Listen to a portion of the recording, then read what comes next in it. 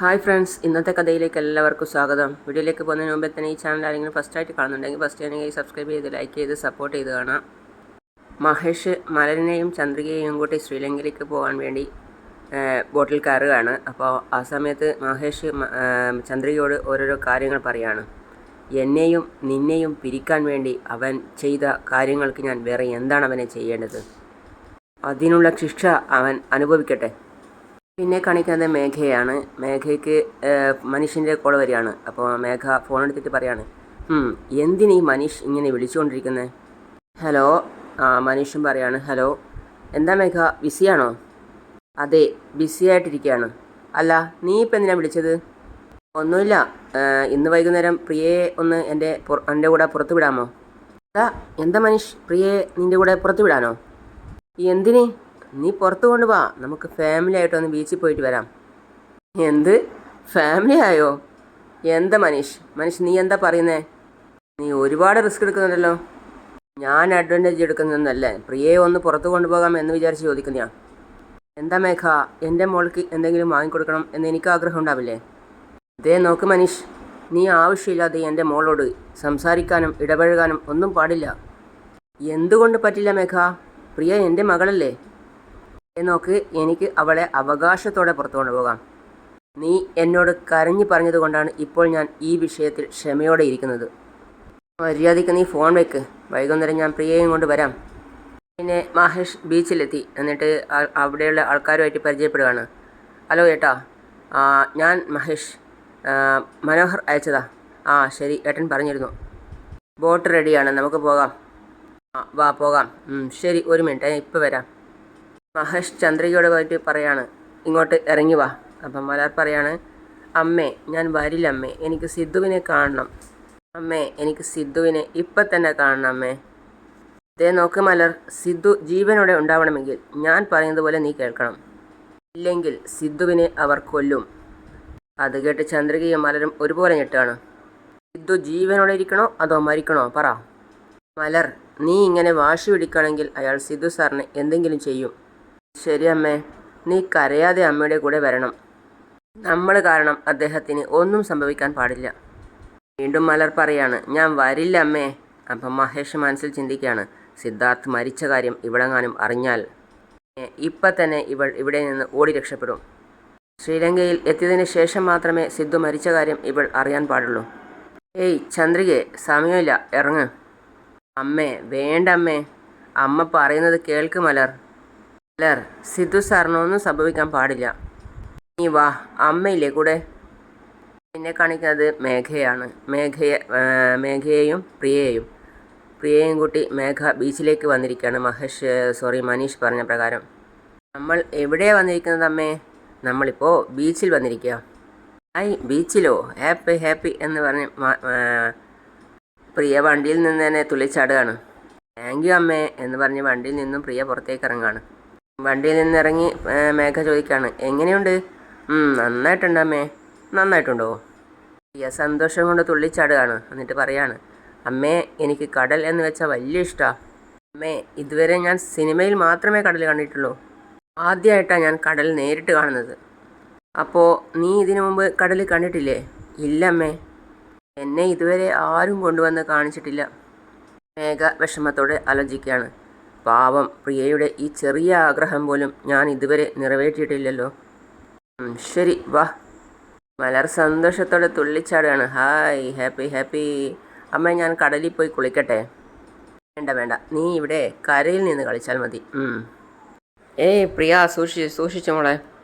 നമ്മൾ വെള്ളത്തിലോട്ട് പോകണ്ട കേട്ടോ, കരയിൽ ഇരുന്ന് കളിച്ചാൽ മതി. ശരി അമ്മേ.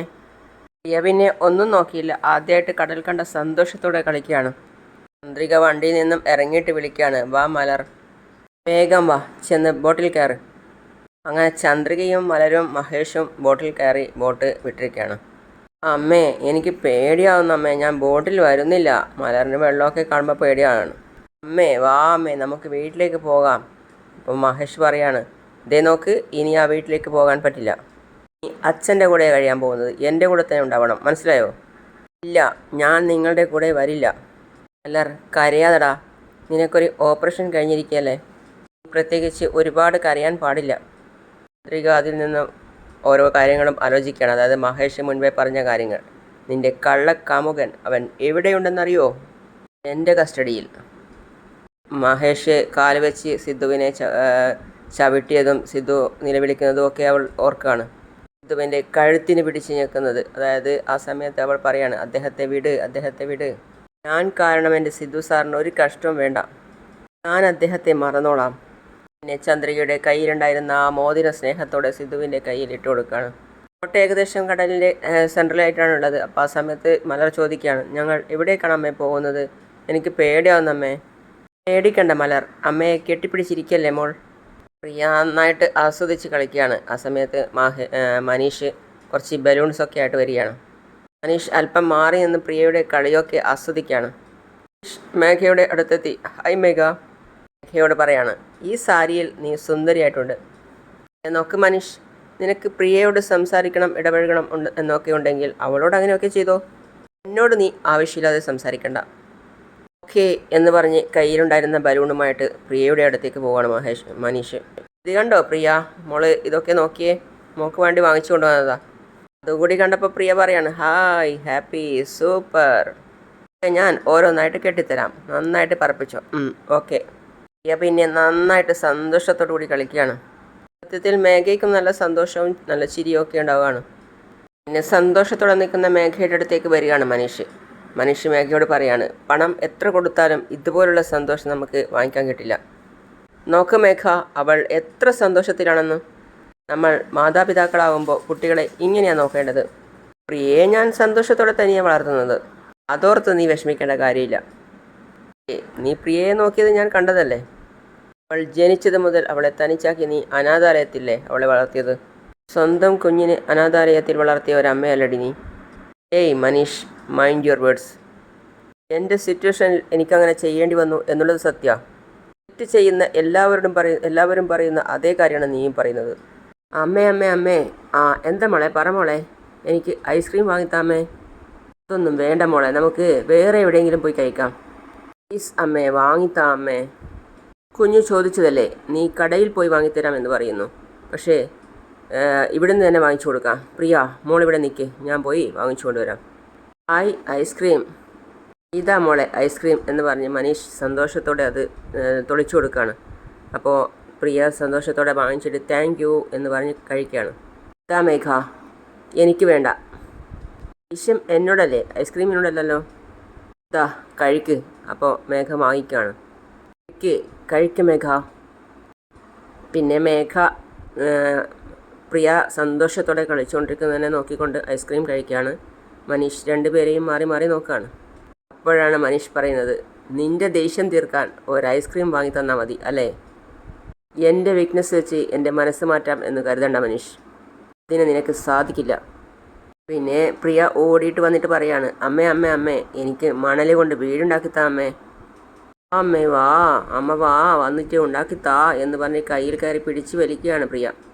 അപ്പോൾ മനീഷ് പറയാണ്, പ്രിയ വിളിക്കുന്നത് കേട്ടില്ലേ, നീ പോയി കളിക്ക്. ശരി വാ അമ്മേ. അപ്പോൾ ബോട്ടിൽ യാത്രക്കാരൊക്കെ പോയിക്കൊണ്ടിരിക്കുകയാണ്. അപ്പോൾ ചന്ദ്രികയോട് മലർ പറയാണ്, അമ്മേ എനിക്ക് തല ചുറ്റുന്നു അമ്മേ, എനിക്ക് ഛർദ്ദിക്കാൻ വരുന്നത് പോലെ തോന്നുന്നു അമ്മേ.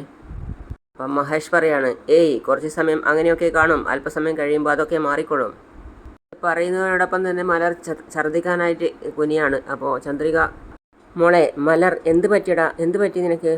അപ്പോൾ അതിനിടയ്ക്ക് മഹേഷ് പറയാണ്, ഏയ് സൂക്ഷിച്ച്. ചന്ദ്രികയ്ക്ക് ഒരു ബോട്ടിൽ വെള്ളം കൊടുത്തിട്ട് മഹേഷ് പറയാണ്, ദാ ഈ വെള്ളം കൊടുക്ക് എന്ന് പറഞ്ഞ് ചന്ദ്രിക ആ വെള്ളം എടുത്ത് അവളെ കൊണ്ട് കുടിപ്പിക്കുകയും ചെയ്യാണ്. മുഖമൊക്കെ കഴുകി കൊടുക്കുകയാണ്. മോളെ ഇത് കുടിച്ചോ. മോള് അമ്മയുടെ മടിയിൽ കിടന്നോ. ഒന്നുമില്ല, അമ്മയുടെ മടിയിൽ നീ കിടന്നോ. അപ്പോൾ മഹേഷ് മനസ്സിൽ ചിന്തിക്കുകയാണ്, സിദ്ധാർത്ഥിനെ പണയ വസ്തുവായിട്ട് അവിടെ പിടിച്ചു വെച്ചത് കൊണ്ട് മാത്രമാണ് ഇവൾ എൻ്റെ കൂടെ വരുന്നത്. അല്ലെങ്കിൽ ഒരു ഭർത്താവാണെന്ന് പോലും നോക്കാതെ ഇവൾ എന്നെ ഈ കടലിൽ തള്ളിയിട്ട് കൊന്നേനെ. ചന്ദ്രികയുടെ മടിയിൽ തലയും വെച്ച് മലർ കിടക്കുകയാണ്. അങ്ങനെയാണ് ഇന്നത്തെ ഭാഗം അവസാനിക്കുന്നത്. അപ്പോൾ അടുത്തതായി കാണിക്കുന്നത് കടൽ തീരത്തിനടുത്ത് അവർ ഒരു സ്ഥലത്ത് ഇറങ്ങിയിരിക്കുകയാണ്. എന്നിട്ട് മഹേഷ് കോൾ ചെയ്യുകയാണ്. ഇനി അധികം വൈകാതെ ഒരു കാർ വരും, വന്നാലുടൻ നമ്മൾ അതിൽ കയറിപ്പോകും. എന്താ മഹേഷ് ചോദിക്കുക. എന്തായാലും ഞങ്ങളിവിടെ എത്തിയല്ലോ, ഇനിയെങ്കിലും സിദ്ധു സാറിനെ വിടാൻ പറഞ്ഞൂടെ. അങ്ങനെയാണ് ഇന്നത്തെ ഭാഗം അവസാനിക്കുന്നത്. അപ്പോൾ അടുത്ത പുതിയ വിശേഷമായിട്ട് വീണ്ടും കാണാം. അതുവരെ ഈ ചാനൽ സബ്സ്ക്രൈബ് ചെയ്യാത്ത ആരെങ്കിലും ഉണ്ടെങ്കിൽ പെട്ടെന്ന് തന്നെ സബ്സ്ക്രൈബ് ചെയ്ത് ലൈക്ക് ചെയ്ത് സപ്പോർട്ട് ചെയ്ത് കാണാം. അപ്പോൾ അടുത്ത വീഡിയോ ആയിട്ട് ഉടൻ വരുന്നതാണ്. അതുവരേക്കും സീ യു ഓൾ.